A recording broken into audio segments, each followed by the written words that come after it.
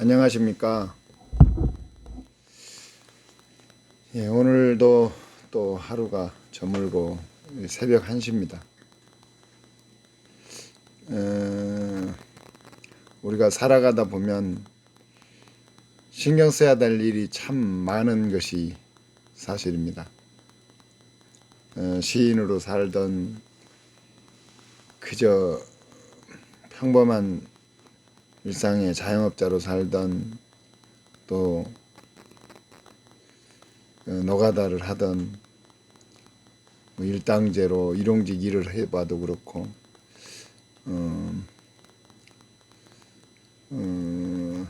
저는 어려서부터 여러 가지 직업을 가져봤습니다. 그래서 그 어떤 것에도 소속되어 보지 않은 것이 별로 없는 흔히 얘기하는 3D 업종에 양말 공장에서 양말도 만들어 봤고 옷공소에서도 가구도 만들어 봤고 빵집에서 빵을 만들어 보고 한동안씩 다 그래도 직업으로 일을 했었지만 그 와중에 또 여전히 돈을 버는 노력을 좀 금전에 대한 개념이 좀 없었는지 가난했던 유년 시절인데 그 가난을 잘 몰랐던 것 같습니다. 그래서 보통 사람들이 그 가난한 유년을 보낸 사람들은 경제적으로 많이 뭔가 좀 얻으려는 그런 욕심을 갖는다고 하는데 어찌된 노릇인지 모르겠습니다. 오늘은 이런저런 복잡한 이야기들을 좀 많이 해보려고 합니다. 여러 가지 이야기를. 저는 페이스북에 오늘 낮에 이런 글을 남겼습니다. 공수처 출범을 축하하지만 고위 공직자 범죄에 대한 가중처벌법이 제정되지 않는 한 큰 기대가 없다. 저는 한 15년 전부터 이런 이야기를 계속 혼자 해왔습니다. 그리고 틈날 때마다 카페라든지 제가 만나는 사람들하고 얘기도 하고 그런 얘기를 했었습니다. 지금 공수처라는 것이 얼마나 역할을 해낼지, 그게 양면의 칼이 될지, 아니면 정말로 우리 민주진영, 진보진영에서 얘기했던 그 진보에 대한 개념이 저는 좀 다르기도 하지만 하여튼 그 기대했던 만큼 잘 해낼지, 우리는 어떤 특정한 사람의 그 사례에서도 그런 것을 느끼지만 어떤 한 사람이 모든 것을 잘 해낼 수 있다라는 기대도 갖는 것이 의문인 그런 시대에 살고 있고, 어정쩡한 어떤 그 권리를 보장한다는 것이 자칫 잘못하면은 또 다른 오만함으로 작용을 하는 경우도 우리는 제도와 현실에서 많이 봐왔기 때문에, 그래서 저는 고위 공직자들이 범죄를 저질렀을 때 상응하는 어떤 더 높은 도덕성을 우리가 원한다면, 기대한다면 그 범죄에 대해서는 가중처벌법을 만들면 저는 공수처보다도 더 효과적일 것이라는 생각을 합니다. 하지만 그 고위 공직자 반열에 들고자 하는 많은 사람들이 또 법을 만들기도 하는 그런 사회이기 때문에 아마 요원한 일일 것 같기도 합니다. 그래서 어쩌면은 우선 자신들이 손아귀에 넣고 흔들 수 있다고 생각하는 수준의 어떤 직을 부여해서 그 기관을 통해서 뭔가 해보겠다는 그런 것을 하는지도 모르겠습니다. 그 다음에 이 얘기는 그만하고요.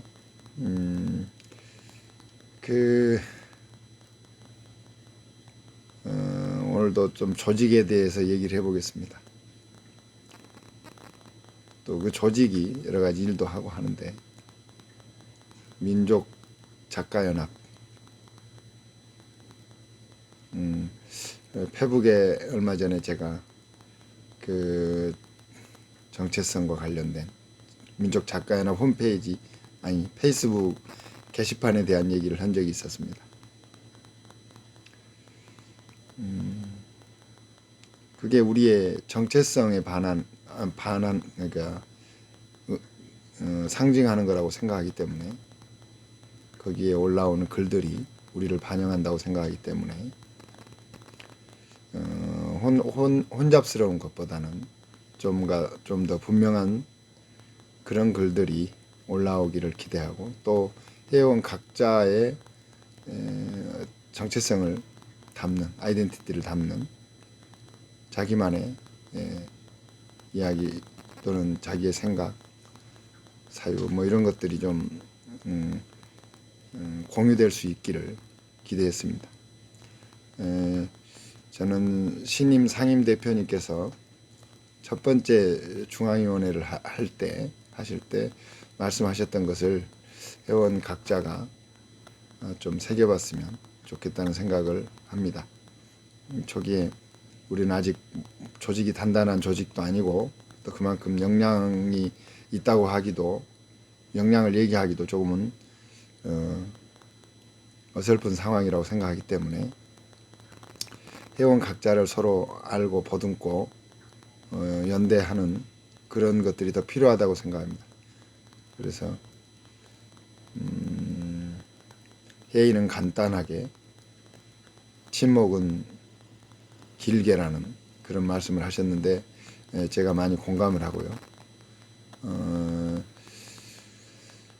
저는 1997년에 김규동 선생님께서 추천의 글을 써주셔서 첫 번째 시집을 냈습니다. 그래서 지금 좀 20여 년 넘었는데요.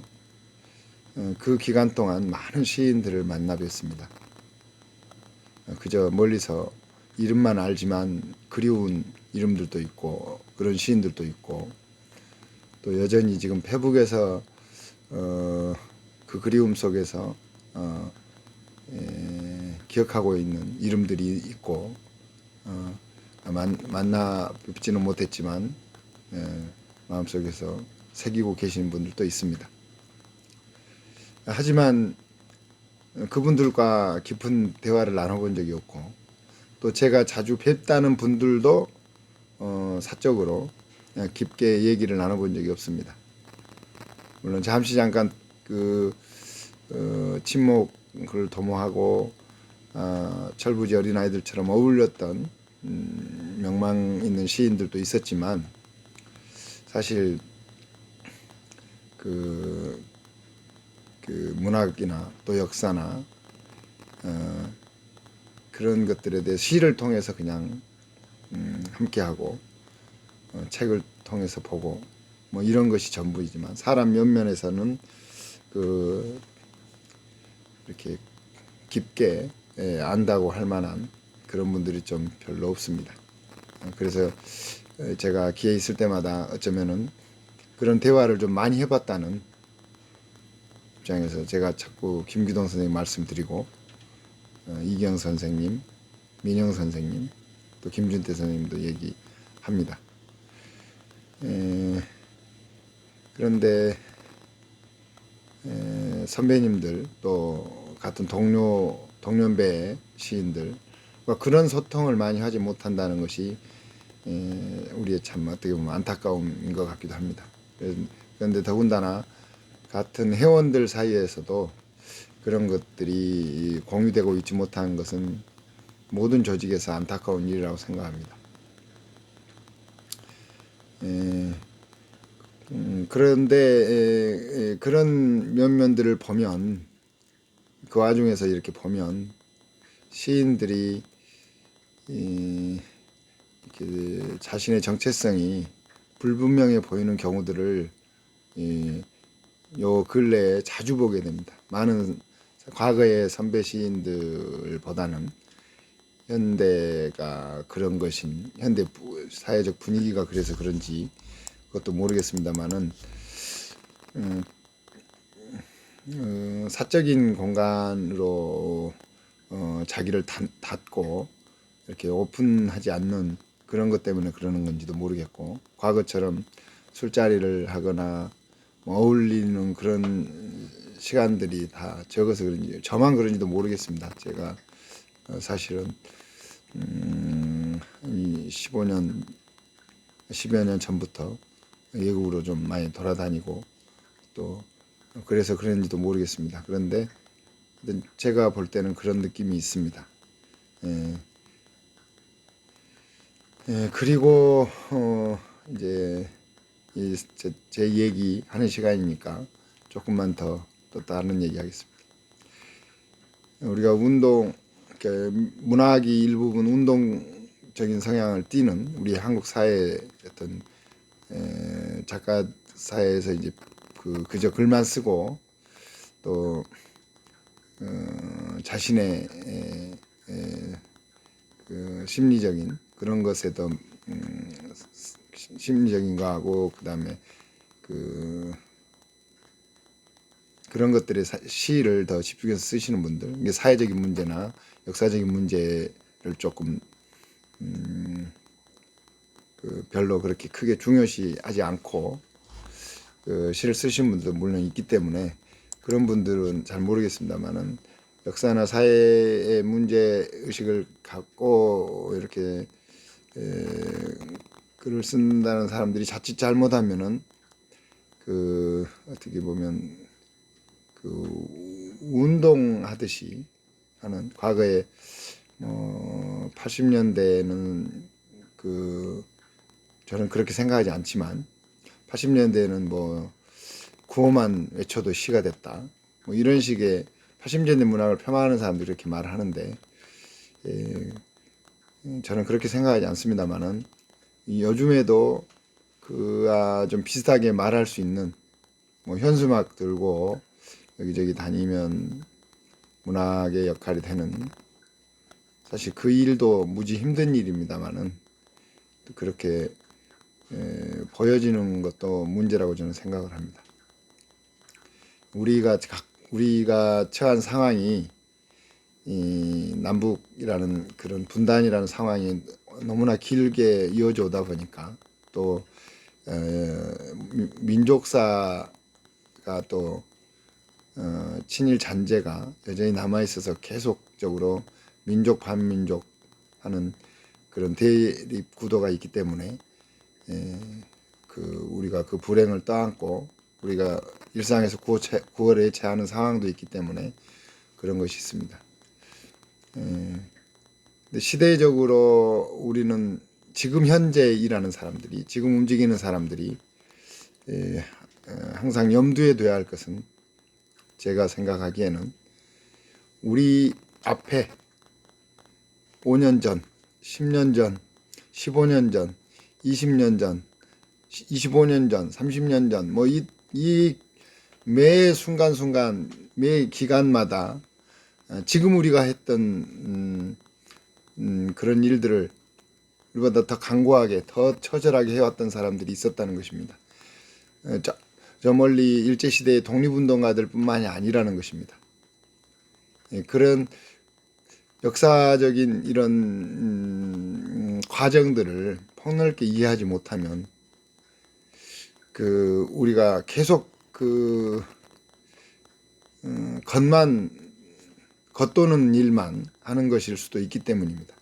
뿌리 깊은 사유, 뿌리 깊은 인식, 연계된 인식, 뭐 이런 역사가 대부분 보면 일제시대 이후의 역사, 뭐 해방 전후사, 뭐 이런 선에서만 그 역사적 줄기를 가지고 뭐 하려는 그런 것도 좀 보여져서 안타깝게 생각합니다.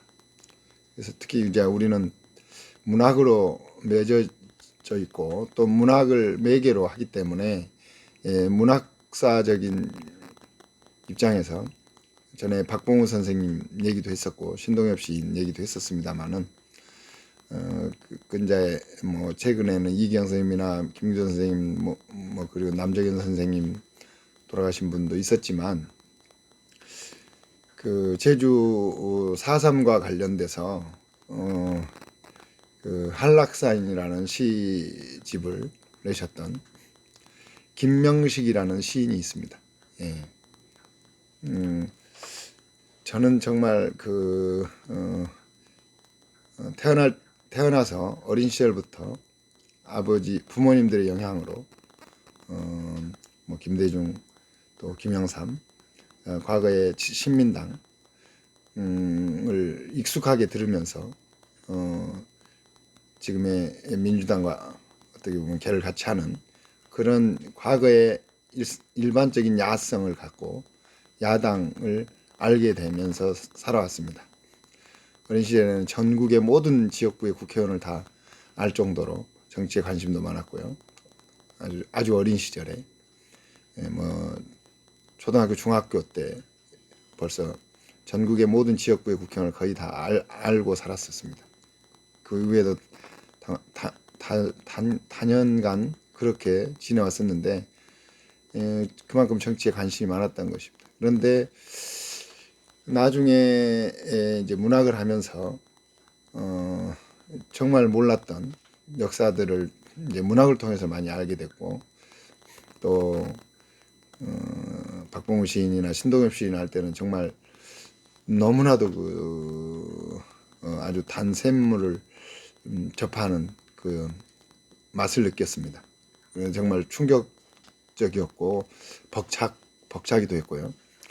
그런데 제가 이제 방송대학교 국문과를 다니고 2학년 때 제가 그 방송대학교의 서울총학생회